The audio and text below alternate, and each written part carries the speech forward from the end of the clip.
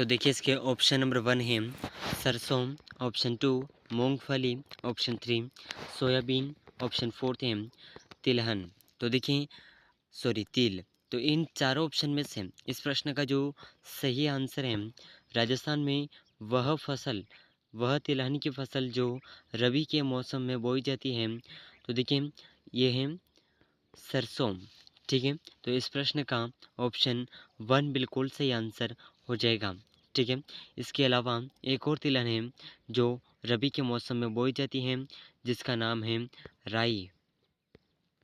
ठीक है, ज़रूर याद रखिएगा, बहुत ही महत्वपूर्ण क्वेश्चन है। चलिए नेक्स्ट क्वेश्चन है क्वेश्चन नंबर 5। चलिए तो देखिए क्वेश्चन नंबर 5 आपके सामने है और ये जो प्रश्न है, ठीक है, क्वेश्चन नंबर 5 जो है यह सीटी स्नातक स्तर यानी कि जो आपकी सीटी 12th लेवल का एग्ज़ाम है उसके 8/1/2023 का एग्ज़ाम हुआ था।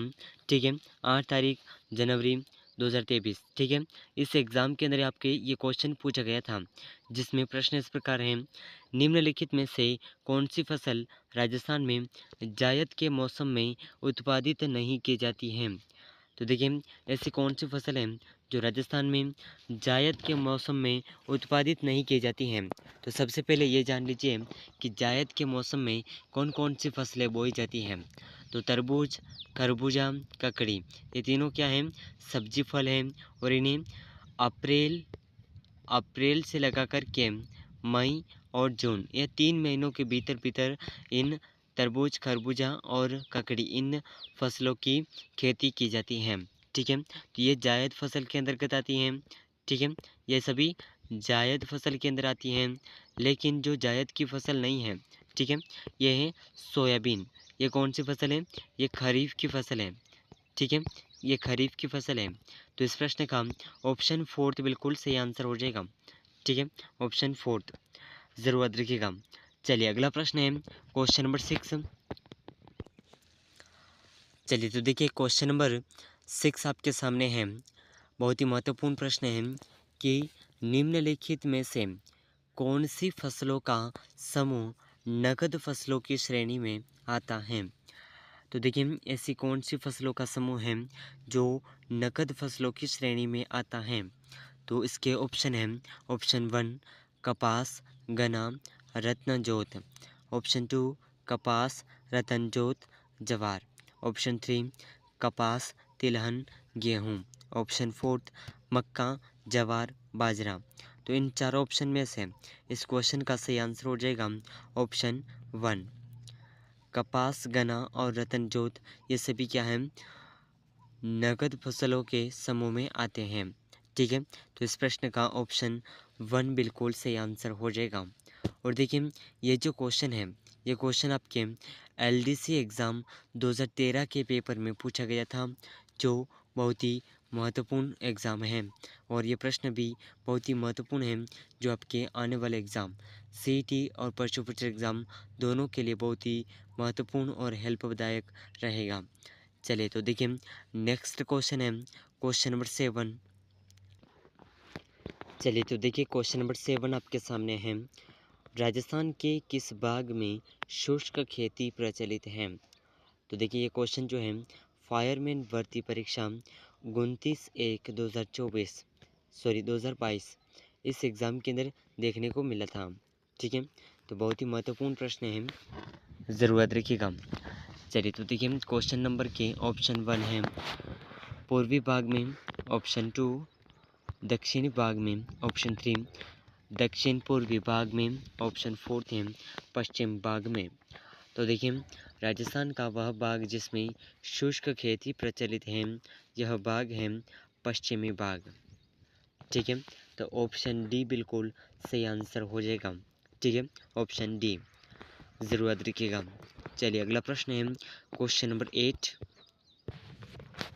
चलिए तो देखिए क्वेश्चन नंबर 8 आपके सामने है, बहुत ही महत्वपूर्ण प्रश्न जो आपके आने वाले एग्ज़ाम के लिए बहुत ही हेल्पफुल साबित रहेगा। और यह एग्ज़ाम अध्यापक भर्ती एग्ज़ाम अंग्रेजी का जो एग्ज़ाम हुआ था उसके 27/2/2021 के पेपर में पूछा गया था। ठीक है, तो देखिए प्रश्न इस प्रकार है कि राजस्थान में कितने कृषि विज्ञान केंद्र हैं? तो देखिए राजस्थान में कुल कितने कृषि विज्ञान केंद्र हैं? तो अगर बात करें कृषि विज्ञान केंद्रों की, ठीक है, तो क्वेश्चन के अंदर ऑप्शन 4 तो सही हो जाएगा, लेकिन क्वेश्चन को अगर अपडेट करके पूछा जाए आपसे, ठीक है, तो अपडेट करके पूछा जाए तो इसमें आपके 47 वर्तमान में 47 कृषि विज्ञान केंद्र स्थित हैं। और देखिए राजस्थान का पहला कृषि विज्ञान अनुसंधान केंद्र जो है फतेहपुर सीकर में 1974 में स्थापित किया गया था, ठीक है, फतेहपुर सीकर 1974, ठीक है, ज़रूर याद रखिएगा, बहुत ही महत्वपूर्ण प्रश्न है, ठीक है, तो बहुत ही महत्वपूर्ण प्रश्न है और ये आपके आने वाले एग्ज़ाम के लिए बहुत ही हेल्पफुल साबित रहेगा, ठीक है। चलिए अगला प्रश्न है क्वेश्चन नंबर 9।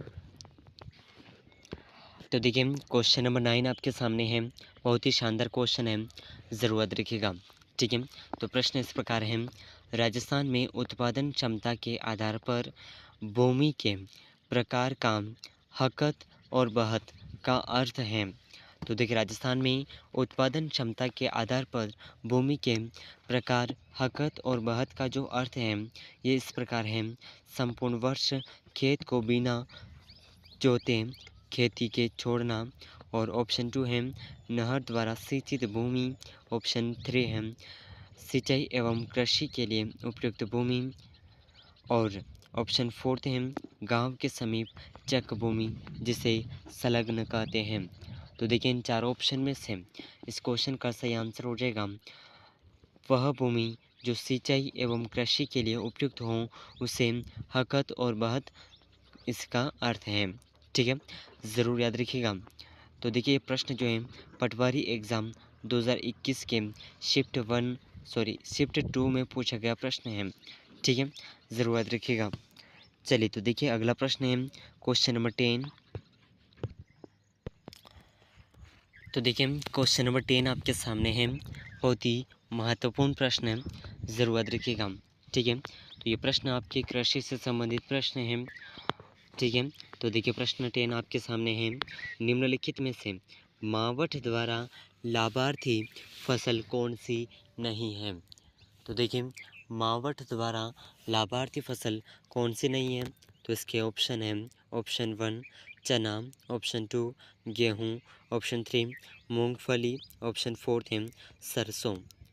तो देखिए इन चारों ऑप्शन में से इस प्रश्न का सही आंसर आप हमें कमेंट ज़रूर करिएगा, ठीक है, इसका सही आंसर कमेंट करिएगा। और ये जो प्रश्न है, ठीक है, ये आपके अब तक के जितने भी एग्ज़ाम हुए हैं उन सभी एग्ज़ाम में किसी न किसी एग्ज़ाम में हर एक प्रश्न पूछा गया है, और आपके आने वाले एग्ज़ाम सीईटी और पशु परिचय एग्ज़ाम के लिए ये प्रश्न बहुत ही हेल्पफुल रहेंगे, ठीक है। आने वाले एग्ज़ाम में आपको इनमें से बहुत से प्रश्न देखने को मिल जाएंगे, तो एक भी क्वेश्चन को मिस मत करिएगा। और इन सभी प्रश्नों में से आपके कितने क्वेश्चन सही हुए हैं कमेंट ज़रूर करिएगा, ठीक है। और देखिए अगर आप उदयपुर लर्निंग क्लासेस चैनल पर नए हैं तो चैनल को सब्सक्राइब कर लीजिएगा। मिलते हैं अगले महत्वपूर्ण प्रश्नों के साथ में, तब तक के लिए जय हिंद जय भारत।